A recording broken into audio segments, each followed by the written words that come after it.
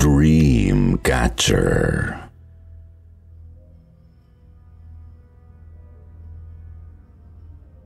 Alam niyo po ba yung Dreamcatcher? Yun bang parang ring na may net design sa gitna? Madalas po itong sinasabit sa may ulunan ng kama. Pero pwede rin naman sa may mga bintana o pinto. May iba pa nga po na sa kanilang mga kotse ito sinasabit. Ayon sa mga paniniwala, sinasaluraw ng mga Dreamcatcher ang mga bangungot at masasamang enerhiya habang natutulog ang nagmamay-ari sa kanila.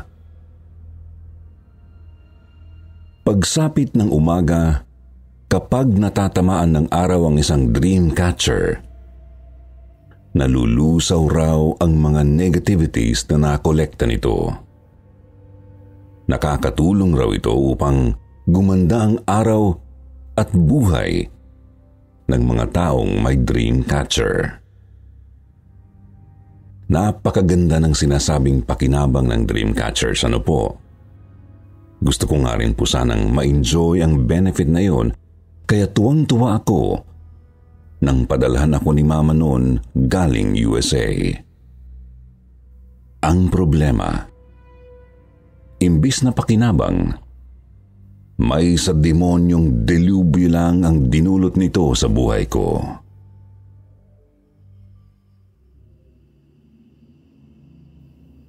Ako po si Joyce ng Negros Oriental at narito po ang aking tunay na karanasan.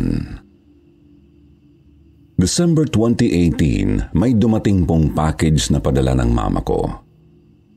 Nurse po kasi si Mama sa Florida. Tapos kami lang ng ate Jasmine ko ang nasa bahay namin dito sa Negros Oriental. Hindi na rin kasi kami kumukuha ng kasambahay para makatipid, tsaka malalaki na rin naman po kami. Second year college ako noon. Habang graduating naman si ate, kaya na namin ang mga sarili. Sir Jupiter, napakarami pong laman ng package na padala ni Mama. Damit, tsokolate, sapatos at pati mga cellphone. Tuwang-tuwa po talaga kami ni ate kasi magagamit talaga namin ang mga yun. Gayunpaman, isang maliit na kahon po ang talagang umagaw sa pansin ko. Isang kahon na naglalaman ng isang lumang Dreamcatcher. Ang saya ko po kasi mahilig po talaga ako sa mga ganoong mystical objects. Hindi naman ako naniniwalang may powers talaga sila. Gusto ko lang kolektahin para gawing display o fashion accessories. Balak ko na nga pong bumili ng sarili kong Dreamcatcher noon Mabuti na lang at nagpadala si Mama. Authentic pa. Sabi po kasi ni Mama, isang Native American daw po talaga ang nagmamay-ari noon. Traditional pa nga po pati ang design na kulay brown at gawa rin sa mga natural materials. Halata nga lang daw talaga ang kalumaan sa medyo kupas na nitong kulay.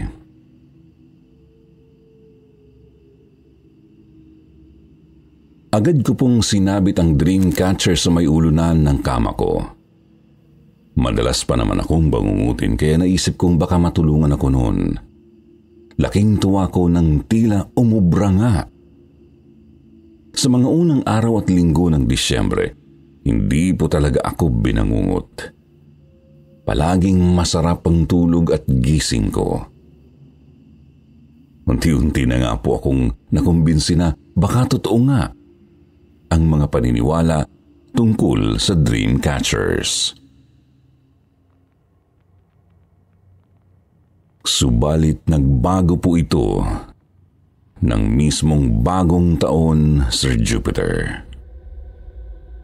Galing po kami sa bahay ng mga pinsan namin noon. Tapos umuwi lang ng bandang 11:00. Sabay na kumain ng medianoche at nag-inuman ng konti. Tapos nagpa siyang matulog pagsapit ng 1:00. Pagkapasok ko sa kwarto, napadako ang tingin ko sa nakasabit na dream catcher. Sa di malamang dahilan, ay biglang kumabog ng konti ang dibdib ko. Yung pakiramdam na may kasama ako sa kwarto na hindi ko gusto. Pero wala naman akong nakikitang kahit sino sa loob. Nasa kanyang sariling silid na rin kasi si ate. Pagkahiga ko palang po, pansin ko nang lalong bumigat ang pakiramdam ko sa loob ng kwarto. Ibig kong sabihin, ramdam kong napakabigat ng hangin. Tipong may pressure talaga sa balat.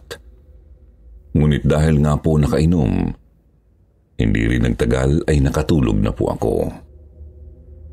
Di nga lang tulad ng mga nagdaang gabi, napakabigat po ng tulog ko noon. Yun bang ramdam mo ang mabagal na takbo ng oras kahit napakalalim naman ng tulog mo? Ramdam ko rin ang tuloy-tuloy na pagsaklob sa akin ng malamig na hangin ng kwarto. Hanggang sa bigla po akong nagising. Di ko naramdam ang bigat ng hangin, pero ramdam ko namang may nakatingin sa akin. Kumabog ang dibdib ko. Nagpalinga-linga. Wala naman kahit sino sa kwarto ko. Binuksan ko pa nga po ang bintana para tingnan kung may tao ba sa bakuran. Wala rin naman.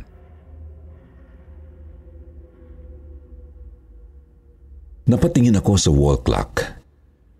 Punto 3:00 ng madaling araw. Kinabahan ako lalo. Kasi Devil's Hour. Naisip kong baka isang multo ang tumititig sa akin. Napadako rin ang tingin ko sa dream catcher at nagtaka nang mapansing may konting sapot ng gagamba sa mukha nito. Gayunpaman, pinagpalagay ko na lang na siguro may gagambang nakapasok sa kwarto habang wala kami ni Ate Jasmine. Nilinis ko na lang ito tsaka sinubukang makatulog ulit. Kinaumagahan, 11:00 na po ako nagising at mabigat pa rin ang pakiramdam. Sabi ni ate, baka hangover siguro. Kaya idinaan ko na lang muna sa pahinga. Ang kaso, naulit po ang mga pangyayaring yun, Sir Jupiter. Palala pa nga po Palaging mabigat ang pakiramdam ko sa kwarto, tapos nagigising ako palagi kapag punto 3:00 ng madaling araw. Lagi ko ring nararamdamang may nakatitig sa akin. At lagi ring may sapot ng gagamba sa dream catcher.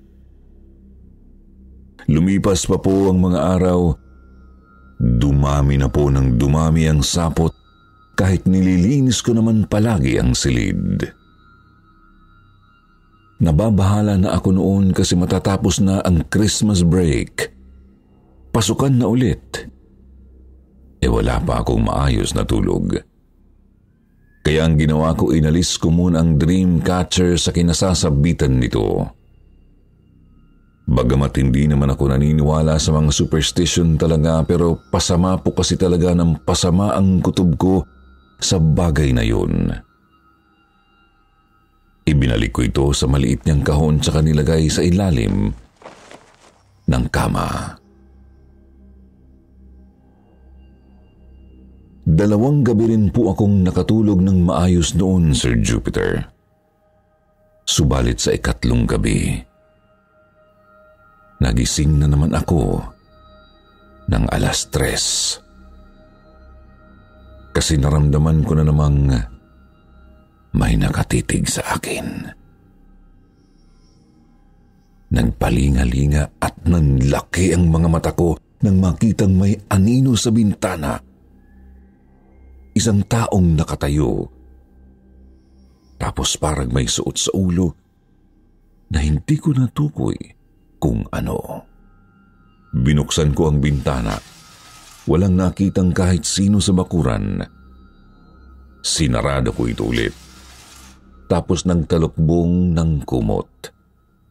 Ramdamang matinding pagkabog ng dibdib ko habang sinusubukang makatulog ulit. Nagulat na lang po ako nang magising ako sa gitna ng madilim na gubat, Sir Jupiter. Gabi at walang buwan. Pero lalong dumidilim dahil sa malalaking mga puno na mayayabong ang mga dahon. Napakakapal at napakahahaba din ng mga damo na nasa paligid ko. Wala akong ibang liwanag kundi tanglaw na nagmumula sa isang apoy. Napakalayo nga lang nito, kaya't halos wala rin akong maaninag. Pinilit kong bumangon kahit napakabigat pa rin ng pakiramdam ko. Lumakad ako papunta sa liwanag kasi yun lang ang naiisip kong pwedeng gawin. Hakbang lang ako ng hakbang kahit masyadong masukal ang lugar. Papaiyak na nga po ako kasi hindi ko talaga malaman kung paano akong napunta roon. Kakaisip ko po na pagtanto kong binabangungot ako. Doon ko na sinimulang sampalin at kurutin ang sarili pero hindi ako magising. Umupo na lang muna ako sa paanan ng isang puno para magpahinga. Nagpalinga-linga ngunit wala talaga akong ibang makita kundi nakakikilabot na dilim at ang apoy sa malayo. Napasandal ako sa puno. Bahagyang nagulat nang may maramdamang makati sa may batok, likod at mga braso ko. Kinapa ko ang nasa puno at napagtantong balot na balot pala ito ng sapot ng gagamba. Tumayo ako. Lumapit sa isa pang puno at ganoon din ang napansin. Maski nga po sa mga damo, napansin kong marami ring sapot ng gagamba. Nanginig ang kalamnan ko nang umihip ang napakalamig na hangin. Napasinghap ako at napalingon ulit sa may apoy. Doon ko napansin, may gumagalaw sa bahaging yun. Hindi ko nga lang matukoy kung ano dahil sa kakaunting liwanag na nakikita ko. Gayunpaman nilakasan ko na lang ang loob at lumakad papunta sa nakita kong gumagalaw. Nasa isip ko kasi, yun lang ang pwede kong gawin noon. Kampante rin na magigising naman ako kung sakali mang salubungin ako ng kung anong kilabot.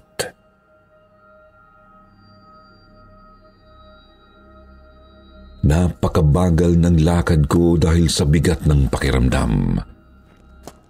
Halos nakabako na nga po ang likod ko eh. Walang tigil ang pagkabog ng dibdib ko. Tapos napapaiyak na rin sa takot. Palapit lang ako ng palapit sa apoy ni hindi ko na magawang huminto at umupo. Hindi ko na kontrolado ang katawan ko. Ilang minuto pa po natanaw ko na ng malinaw ang nakita kong gumalaw kanina. Noong pagkakataong iyon, nakatayo na lang siya ng tuwid tapos nakatitig sa akin. Sa isang tingin, alam ko na pong isa yung lalaking taga-tribo dahil sa kanyang damit. Meron din siyang suot sa ulo na maraming makukulay na mga balahibo ng kung anong ibon. Isang Native American. Subalit meron pa akong ibang napansin. Kahawig na kahawig ng hugis ng kanyang ulo at katawan ang aninong nakita ko sa labas ng bintana.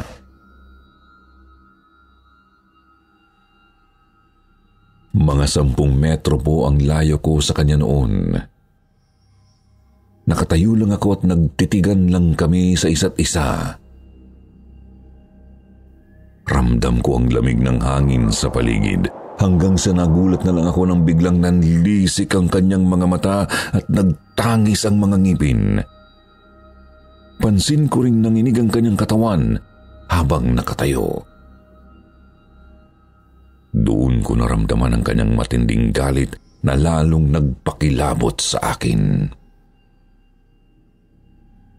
Sir Jupiter, tuluyan akong nagulantang nang makita ko siyang magbago ng anyo at naging isang napakalaking gagamba.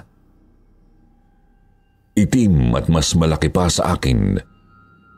Mabilis itong tumakbo papunta sa akin kaya't agad din akong tumalikod at napakaripas ng papalayo.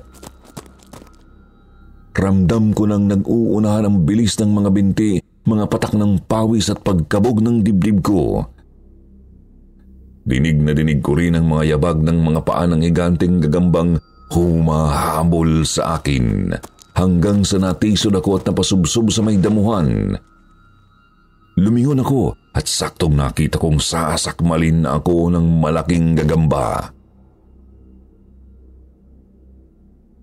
Doon na po ako habol hiningang nagising at napaupo sa kama. Nagpalinga-linga ako sa madilim kong kwarto. Hindi ko maisip kung anong klaseng bangungot ba yun at kung bakit galit sa akin yung kung anong nilalang. Napahawak ako sa ulo at dibdib ko.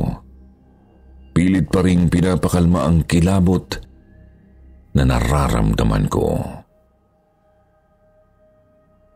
Nang kumalma na sana ako, naramdaman kong may nakatingin sa akin. Nagpalinga-linga ulit pero wala namang ibang tao sa kwarto ko. Wala ring tao sa may bintana.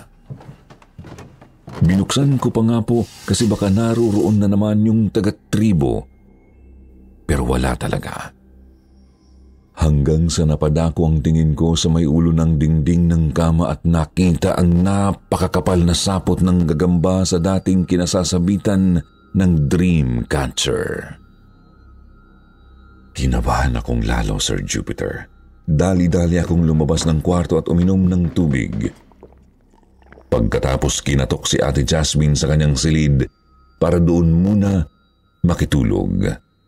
Uminom din muna ako ng alak upang antukin ulit.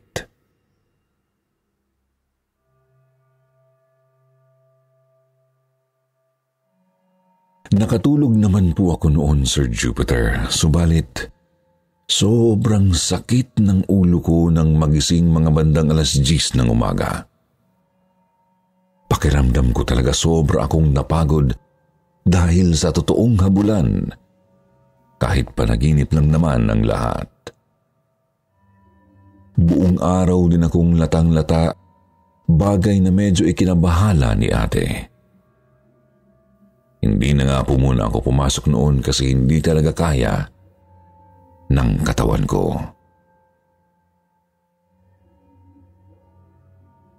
Ginagabihan po noon, doon na ako ulit natulog sa kwarto ko.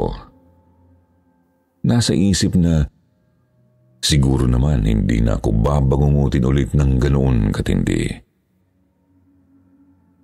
Nilinis na rin na maigi ni ate ang buong kwarto ko para siguraduhin wala nang gagamba sa loob. Ngunit nagkamali po ako. Pagkaidlip ko po kasi nakita ko na naman ang sarili sa madilim na gubat. Kagaya ng nauna kong bangungot, balot pa rin ito ng mga sapot ng gagamba. Agad sumaklob ang kilabot sa buong katawan ko, lalo na nang makita ko ulit ang apoy sa may kalayuan. Kita ko rin naroroon ang lalaki na nagiging gagamba, kaya hindi pa man siya nakakahakbang papalapit sa akin. Mabilis na akong kumaripas papalayo. Hingal na agad ako. kasi magkahalong kilabot at pagod ang nararamdaman ko. Takbo lang ako ng takbo ng hindi lumilingon. Pinipilit makausad kahit napakasukal talaga ng daan. Pilit ding hinahawi at pinapagpag ang mayat-mayang mga sapot na humaharang sa akin. Ilang sandali pa bigla akong natisod at nahulog sa kung saan. Ramdam na ramdam ko ang sakit sa naitukod kong braso. Subalit pinilit ko pa rin bumangon at kapain ang paligid. Doon ko napagtantong nasa isang hukay pala ako. Kasi puro lupa ang nahahawakan ko. May mga natatapakan din akong matitigas na mga bagay. Yuyuko na sana ako para kapain ang mga yun. Nang bigla kong narinig ang mga yabag ng gagamba mula sa itaas. Hindi ko pa man nakikita ang halimaw ay napabalikwas na ako ng bangon, Sir Jupiter, at kahit hingal na hingal pa, dali-dali akong tumayo at lumabas sa pinto ng kwarto ko. Patakbo akong pumunta sa silid ni Ate Jasmine, ngunit bago pa man ako makarating, ay nakita ko ulit ang sariling tumatakbo na naman sa madilim na gubat, hinahabol ng higanteng gagamba. Hindi ko alam kung anong nangyari, gayong nagising naman na ako. Nagising nga ba talaga ako? At nakatulog lang ulit? O baka naman kasama lang din sa bangungot ko yun? Sir Jupiter, grabe na ang panginginig ng kalamnan ko noon, lalo't alam kong malapit na akong abutan ng higanteng gagamba. Hirap na nga po akong ihakbang ang mga binti ko at tumakbo ng mabilis. Ramdam na ramdam ko na talagang napakalapit na niya. Kapag siya lumundag, paniguradong maaabot na niya ako. Subalit bigla akong nagising nang maramdaman ko ang sampal ni Ate Jasmine. Habol hininga ako ulit, nagpalingalinga at nakita ang sarili sa labas ng silid ni Ate. Sabi niya nakita raw niya akong nakahiga sa labas ng pinto. Tulog, ngunit sobrang nanginginig. Sinubukan niya akong gisingin ng mahinahon pero ayaw kong dumilat. Kaya nasampal na niya ako sa pagkataranta.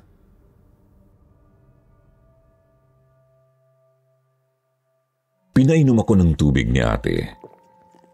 Nang kumalma na ako, doon ko na sinimulang ikwento sa kanya ang lahat. Kita ko ang pagkabahala sa kanya kasi hindi pa naman daw ako nag-sleepwalking dati. Ibig sabihin, malala na raw talaga ang bangungot ko kung ganun. Mungkahi rin niya natawagan ko raw si Mama para magtanong tungkol sa dream catcher. Ibinalik ko nga po ang dream catcher sa kahon nito tsaka nilagay sa ilalim ng kama. Agad ko rin tinawagan si Mama at tinanong kung saan ba talaga galing yung bagay na yun. Ikinuwento ko rin sa kanya ang bangungot ko. Sabi ni Mama, bigay lang naman yun sa akin ng kasama ko rito sa tinutuluyan ko, anak. Kasama raw sa mga nabili niya sa isang estate sale. Yun nga, pagmamayari raw talaga ng isang Native American noong unang panahon. Sabi sa kwento, napatay daw ng isang European settler yung may-ari noon tapos nakita ng banyaga yung dream catcher sa bangkay. Kaapu-apuhan daw ng banyagang sundalo ang napagbilhan ng kasama ko.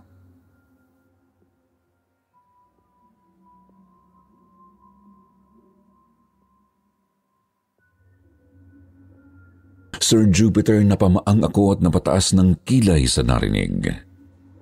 Napagtantong biktima ng mga mananakop na European ang nagmamay-ari ng dream catcher. Marahil isa siya sa mga Native American na lumaban para ipagtanggol ang kanilang lupang sinilangan. Pero bakit ako? ibig kong sabihin, bakit pati sa akin nagpaparamdam siya?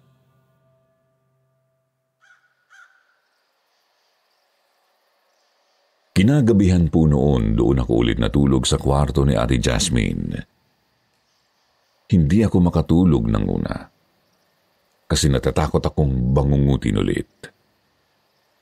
Pagising-gising tapos sobrang kinakabahan. Nanunuyo ang lalamunan ko hanggang sa napansin kong malapit ng mag-alas 3 ng madaling araw. At nang tuturo na dapat ang orasan sa Devil's Hour, bigla akong nakatulog.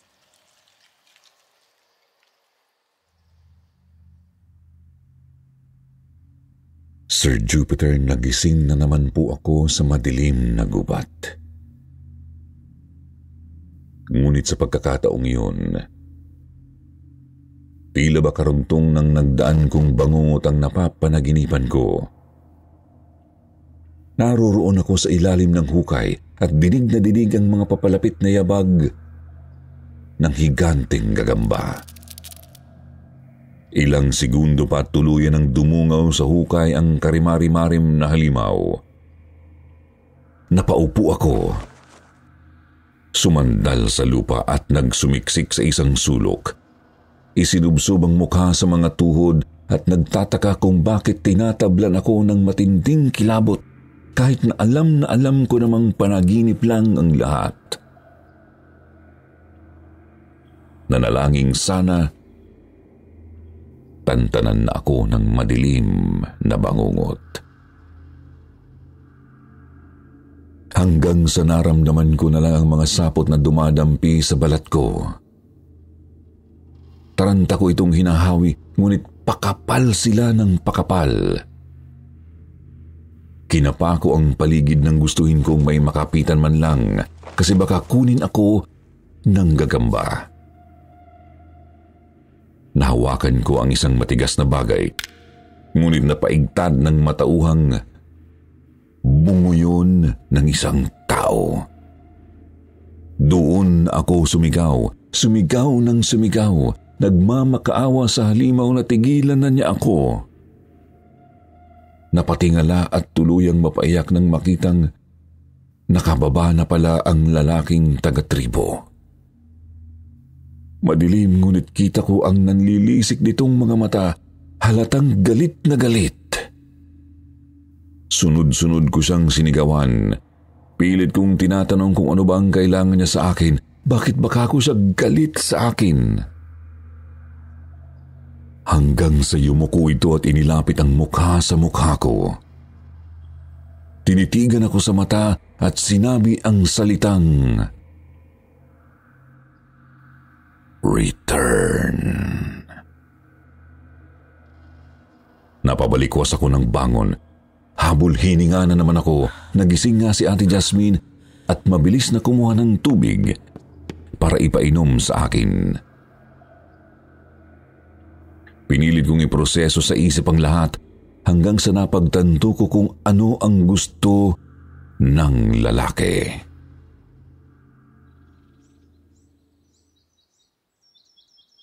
Kinaumagahan din po noon, Sir Jupiter, agad naming pinadala ni ate ang dream catcher pabalik ng USA. Sinabihan namin si mama na ibalik ito agad sa nagbigay sa kanya, tapos ay ipahatid sa kung saang bahay ito galing. Nakinig naman po si mama sa akin, kasi hindi naman kami yung tipo na gumagawa-gawa ng kwento. Ang problema, hindi naniwala yung kasama ni mama na nakabili ng dream catcher. Tumawa lang daw ito tapos ay isinabit pa ang bagay na yun sa sariling kwarto. Pagkalipas ng ilang araw, tumawag ulit si mama at sinabing naranasan din daw ng kasama niya ang mismong dinanas ko.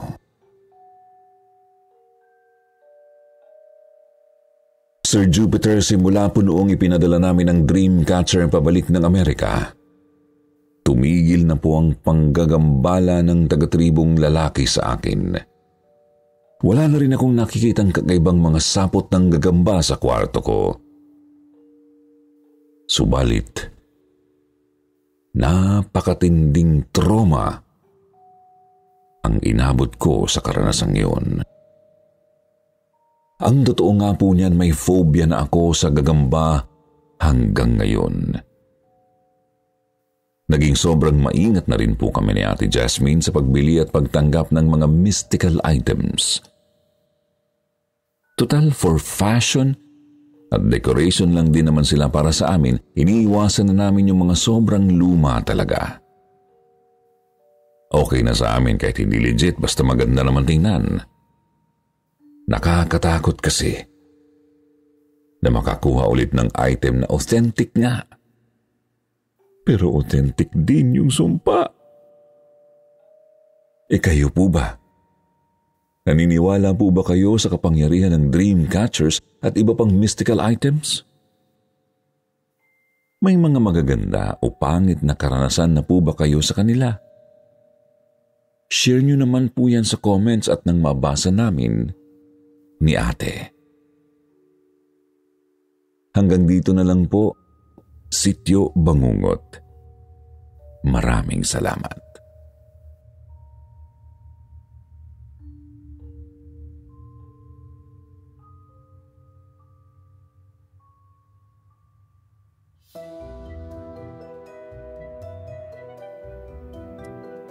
At heto na po ulit tayo sa paborito ninyong shoutout portion. Shoutout kay Hurem Shakib, Marian Calma, Danny PB, Angeline Tomakin, Martin Bernal, Shasha Sudario, Ange Lunario, Elmer Ibanez Jr., Nasli Brabante, Terry Riopirio, Darren Navi, AirAsia at Rogelio Parayaw. Basahin naman natin ang ilan sa magagandang comment mula kina Simply Lay at Darren Navi. Sabi ni Lay, the best talaga ang Sityo Bangungot channel at ang KT. Super fan talaga ako ng mga stories ninyo. Hindi nakakasawang ulit-ulitin pakinggan, lalo na kapag si Sir Jupiter ang narrator. Siyempre ang gagaling din nila Sir June at Sir Wilmore at Miss Anne at ang buong cast ng KT. Ibang klase minsan, parang andun ka mismo sa senaryo o story, kaya dalang-dala ang emosyon mo. More power, more stories, and more subscribers to come. Sabi naman ni Darren Navi, sobrang enjoy po talaga sa pakikinig, lalo kapag nagpaplansya ako o nagluluto. Hindi ko nararamdaman ang pagod ko dahil nakakawala ng pagod ang pakikinig dito sa ating paboritong channel, ang Kwentong Takipsilim at Sityo Bangungot. More stories to come, so madami po kaming mapapakinggan. God bless us all. Sa mga hindi po nabanggit, huwag mag-alala, sa susunod, kayo naman. Huwag niyo pong kalimutang mag-reply sa ating shoutout box na nasa comment section para ma-shoutout ang inyong mga pangalan. Muli po mula sa bumubuo ng Sityo Bangungot, ito po ang inyong lingkod, Jupiter. Nagpapasalamat.